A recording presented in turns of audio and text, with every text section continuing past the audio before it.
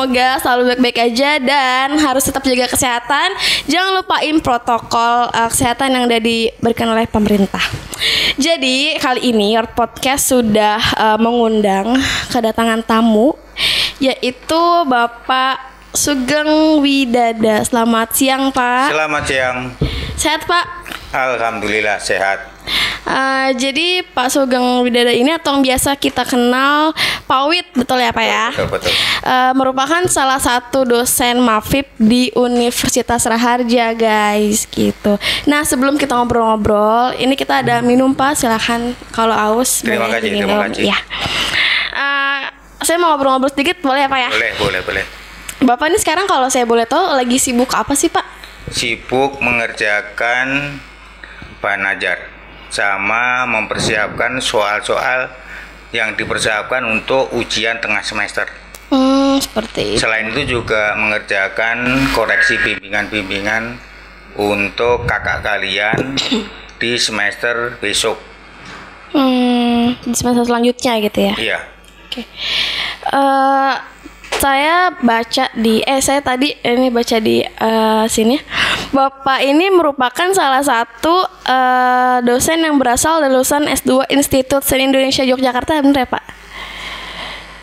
Ya, kalau saya sampaikan secara jujur ya, sebetulnya basic saya itu di desain grafis.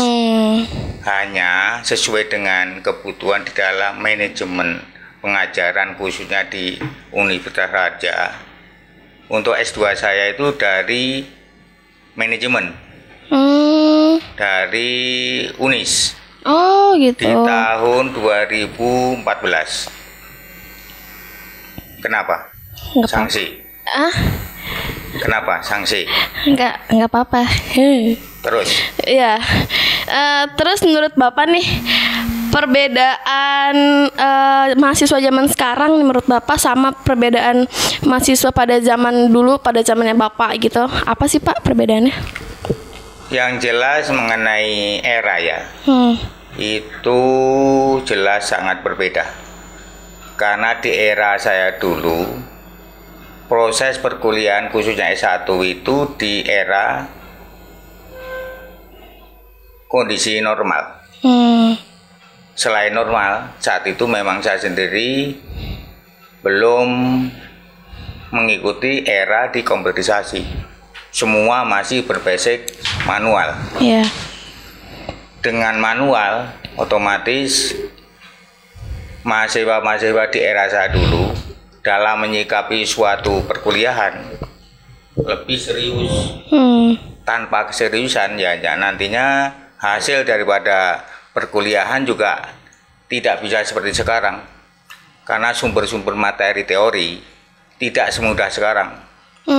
Dulu untuk mendapatkan sebuah teori itu kita harus kerja keras, kita harus tiap hari ke perpustakaan, kadang-kadang pindah perpustakaan sini ke perpustakaan yang lain dan seterusnya. Jadi emang agak rumit ya kalau zaman dahulu. Kalau gitu. Sekarang yang namanya sumber teori kalian kan dipermudah dengan komputerisasi tadi. Kalian tinggal internet, mau searching apa aja di situ ditemukan, mau tanya Mbak Google apa aja dijawab di situ.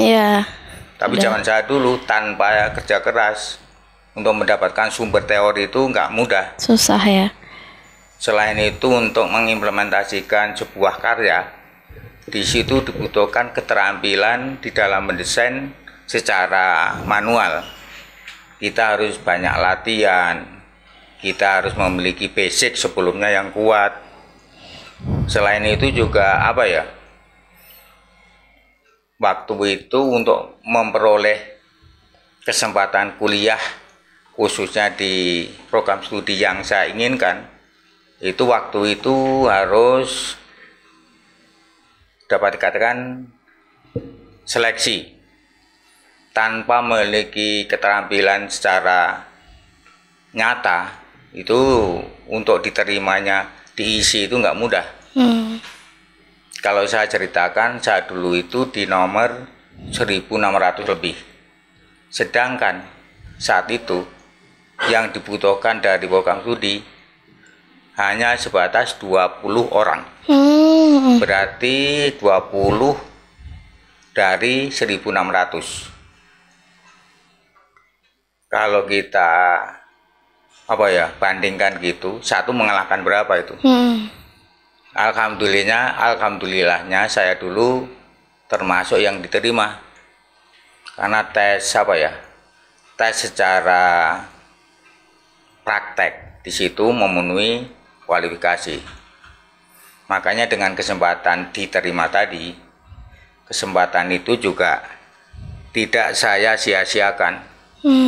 Berarti saya memiliki potensi yang boleh dikembangkan. Selain itu juga waktu itu saya sendiri pengen kuliah itu bukan sesuatu yang mudah. Kalau sekarang kuliah swasta di mana-mana ada. Zaman saya dulu tanpa mau bersaing di kuliah negeri, ya kuliah berat waktu itu pembiayaannya orang tua. Makanya dengan kesempatan itu saya sendiri harus serius di dalam menjalankan perkuliahan tadi. Apapun konsekuensinya tentu harus kita lakukan. Ya kalau masalah kita mengerjakan tugas sampai begadang-begadang sama mahasiswa sekarang.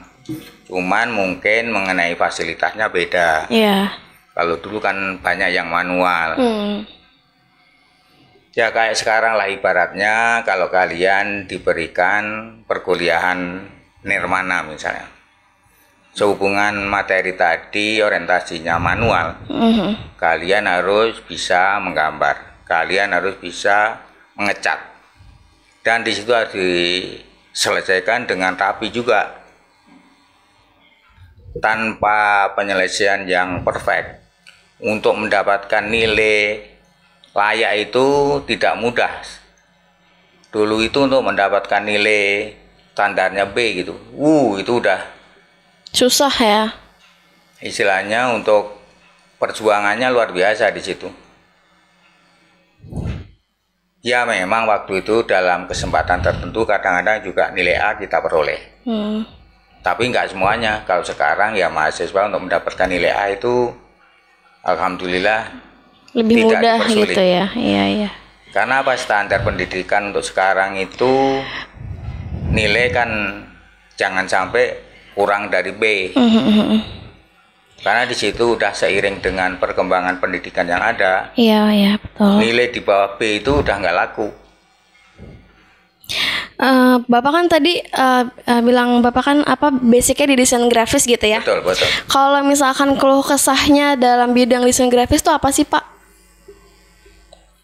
Keluh kesah berarti suatu hal yang kurang enak. Iya. Sedikit aja. Ya kalau di era dulu sama sekarang kemungkinan persaingannya juga berbeda.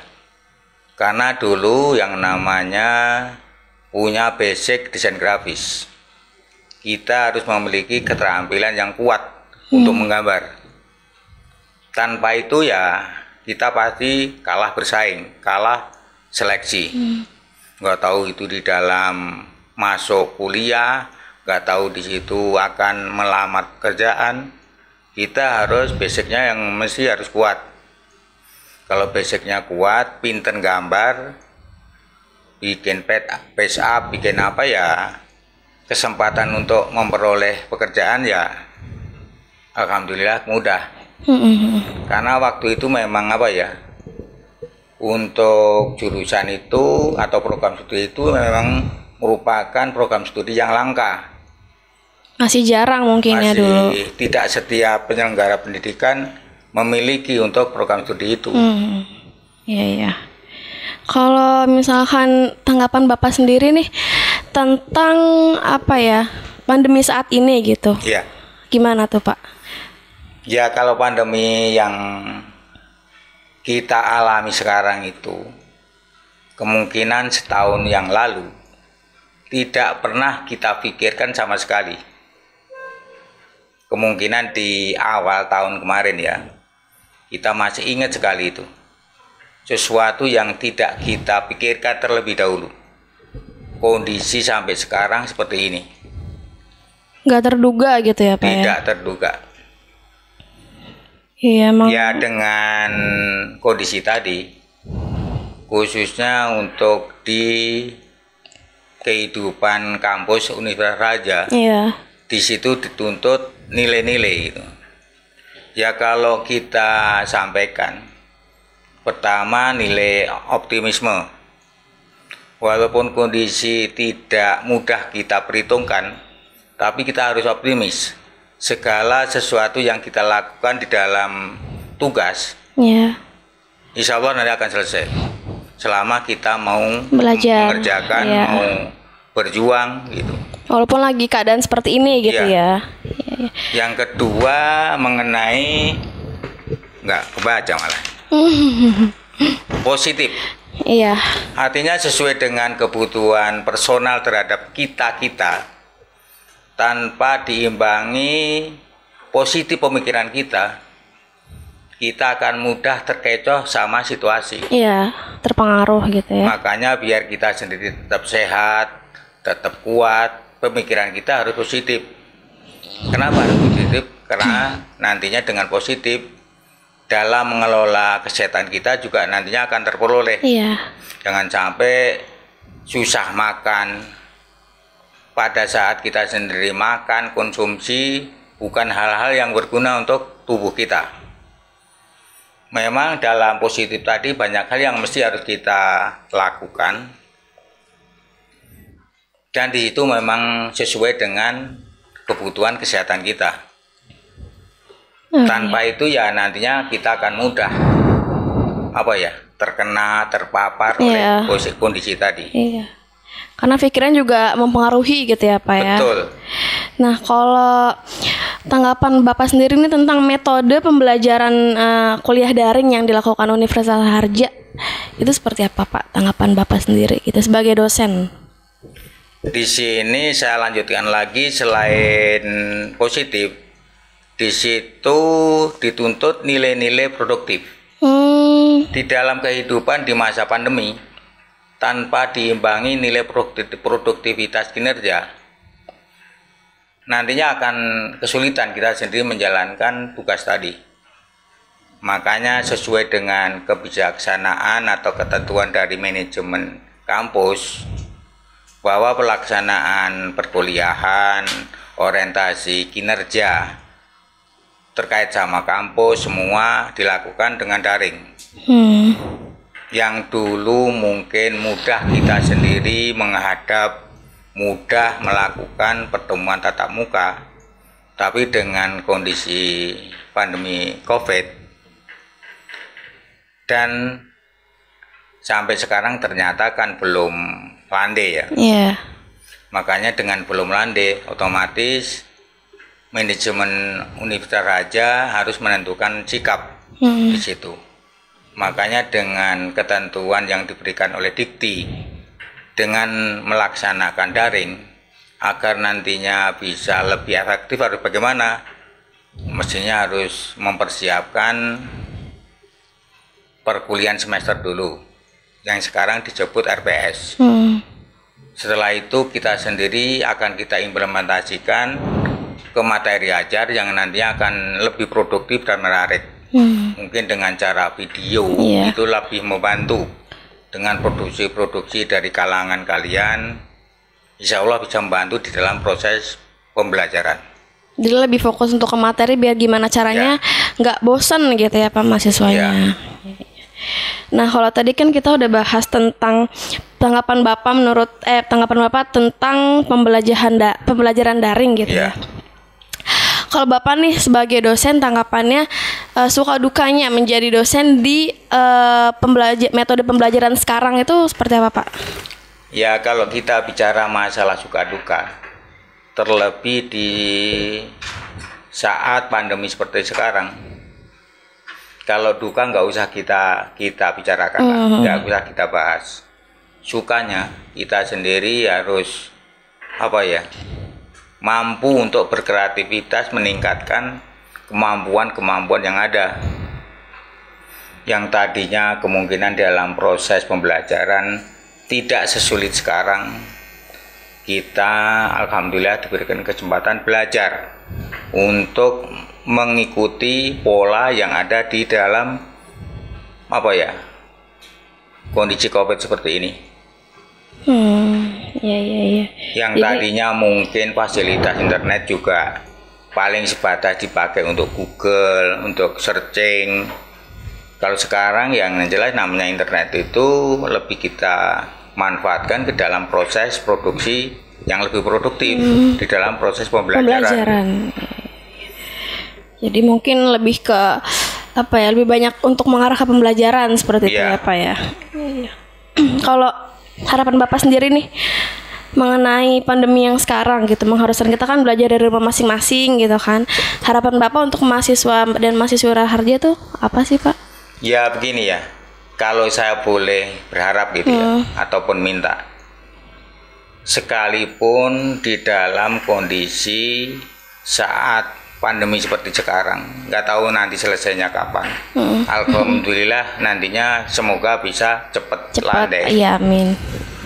Makanya dengan kerjasama antar kita mahasiswa sama dosen, pengampu, nantinya hal-hal yang dilakukan di dalam proses daring tadi ataupun di dalam menggunakan online tadi tidak mengurangi kualitas daripada pertemuan pada saat normal. Yang saya harapkan seperti itu. Artinya dengan bentuk tugas-tugas yang diberikan, semestinya dari pihak dosen juga memikirkan tentang kualitas hasil tugas tadi.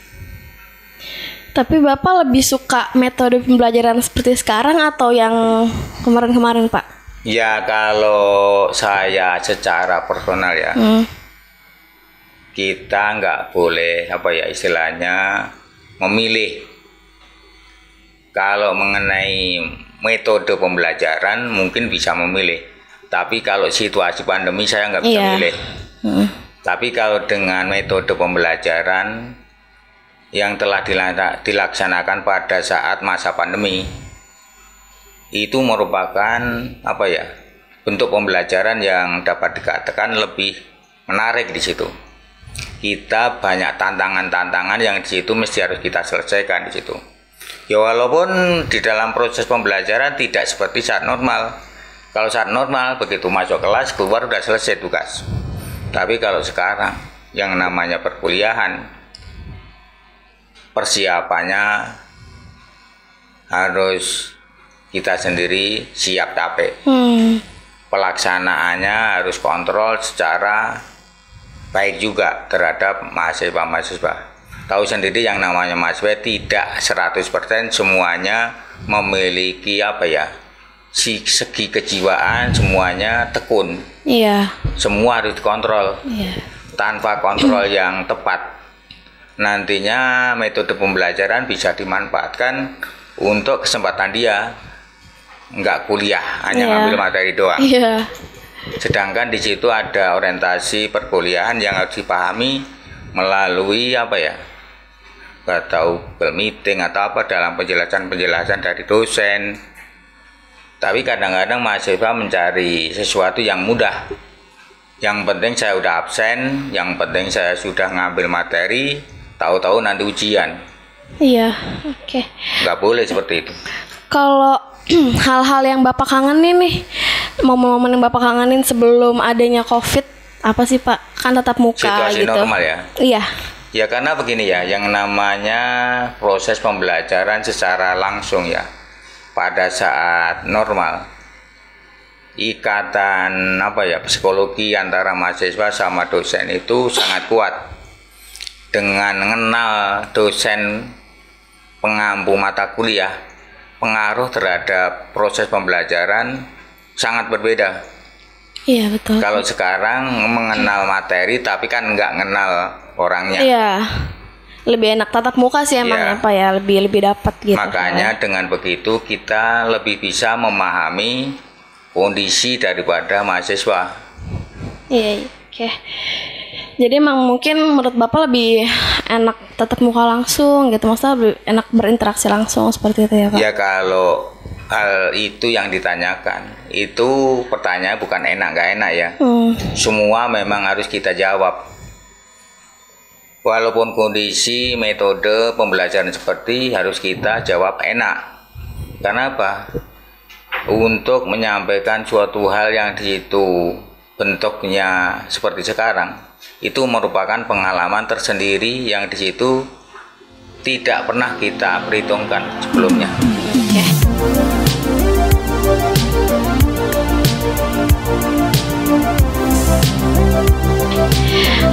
Jadi gini Pak, di Your Podcast ini kita punya game. Betul. Jadi nanti saya kasih Bapak 2 opsi pertanyaan, Bapak pilih salah satu di antara opsi ini. Habis itu nanti Bapak kasih alasannya kenapa Bapak pilih jawaban itu, gitu. Tapi pertanyaannya susah nggak kira-kira? Enggak, cuma pilihan gitu. Betul. Tapi saya ngasih pertanyaan cepat, jadi Bapak harus jawabnya cepat. Iya. Oke, saya Pak ya. Iya. Baca novel atau berita? Berita. Desain atau video? Video. STMIK atau universitas? Universitas. Tatap muka atau online? Online. Oke, udah semuanya. Saya mau nanya alasan yang pertama, kan Bapak bilang baca berita. Itu kenapa tuh Pak? Kalau boleh tahu alasannya. Saya itu orangnya hobi mengenai fenomena.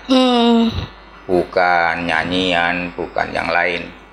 Artinya kalau kita dihadapkan suatu pilihan, novel ataupun berita, lebih condong saya memilih berita.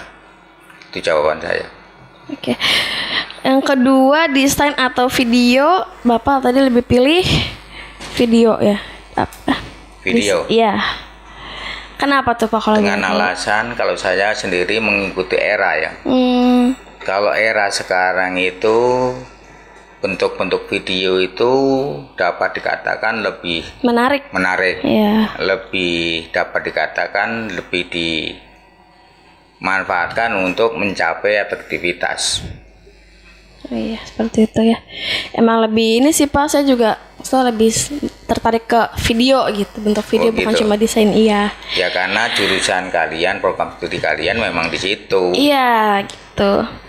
Terus tadi STMIK atau universitas? Bapak pilih universitas. Kenapa? Ya kalau secara bentuk ya, kita semua tahu yang namanya sekolah tinggi kayak STMIK. Berarti di situ untuk orientasi pengembangan program studinya terbatas. Tapi dengan bentuknya sudah universitas, kita lebih luasa untuk mencari bentuk program studi nantinya. Ya mungkin kalau sekarang dapat dikatakan maaf itu baru merupakan konsentrasi. Dengan kita sudah universitas, kemungkinan Anda akan dikembangkan menjadi sebuah program studi. Iya. Tadi habis itu kan ada tatap muka atau online? Ya kalau itu kembali lagi ke era ya. Kalau sekarang itu dengan era semuanya digitalisasi, online itu lebih efisien saya katakan begitu. Di masa seperti ini gitu ya Pak ya. Selain itu juga nantinya nilai-nilai efektivitas di dalam kita menggunakan, memperdayakan sebuah media itu lebih lebih murah. Tapi kalau semuanya larinya ke bentuk fisik, kita nggak akan berkembang. Kita nggak akan meningkat. Kaitan sama kompetensi, tidak akan meningkat kaitan sama wawasan. Oke nih Pak, sebelum kita closing atau kita tutup episode hari ini, Bapak ada pesan-pesan nggak buat rekan-rekan mahasiswa dan mahasiswi Universitas Raharja? Ya kalau saya, kalau boleh berharap ataupun memberikan masukan terhadap kalian khususnya, agar nantinya kalian itu setelah lulus dari program studi yang kalian yakini kalian ambil itu memiliki potensi, dengan situasi apapun tolong kalian berusaha mengikuti perkuliahan tadi semaksimal mungkin. Dan di situ kalian harus mencermati dari bentuk-bentuk perkuliahan dari mata kuliah ke mata kuliah. itu bukan hanya sekedar mencari kesempatan bisa ujian, tapi bagaimana kita bisa mengambil sisi keilmuannya sampai nanti keterampilan yang harus kita miliki seperti apa. Jangan sampai lulus dari program studi DKV misalnya, tapi nanti untuk kompetensi kaitan sama desain komunikasi visual lemah. Oke, jadi mungkin pesan-pesannya emang harus tetap dijalankan ya, maksudnya tugas-tugasnya dan lain-lain gitu. Oke, Pak Wid, mungkin segitu aja bro untuk hari ini. Terima kasih Bapak udah menyempatkan waktunya untuk main-main di podcast. Kalau nantinya ada kesempatan bolehlah. Iya, nanti. Iya, jangan bosan ya Pak ya, jangan kapok diundang ke sini. Enggak lah. Oke guys, jadi mungkin segitu aja untuk obrolan hari ini bersama Pak Wid. Jangan lupa untuk di like, komen, dan subscribe channel Komunitas Mavip. Dan jangan lupa juga nanti ditonton next episode. Gua Nida cabut pamit undur diri dan Pak Wid MJ. Segitu aja, see you on the next episode. Sampai bertemu lagi di Your Podcast for you guys. Bye.